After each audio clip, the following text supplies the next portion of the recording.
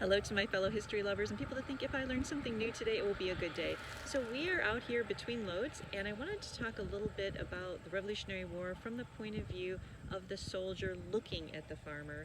So I did an earlier video and I said how farmers were in a difficult position. So this is the crop you have, spent your whole season growing, and suddenly an army can come in, the Continental Army, and say you got to sell it to us, and you have to take continental dollars, which are basically worthless. So you, who has to support your family, just one second, and make sure that combine's not ready for me, no, I might be thinking, I can't afford that, I have to sell to the British to get silver or gold, which the British would pay.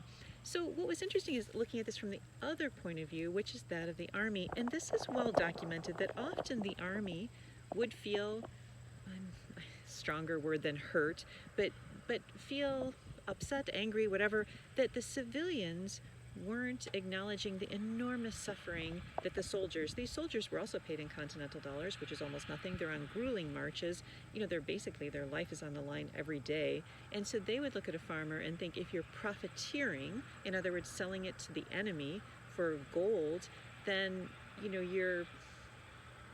you're demeaning in a way all the sacrifice that the soldier has done. So it created a difficult situation between farmers and also merchants and the armies and the soldiers themselves. So they both looked at it from their own point of view, which makes sense, but often their needs clash. The army needed to survive, and so did the farmer. So anyway, that was a little bit more history, and thanks for letting me share.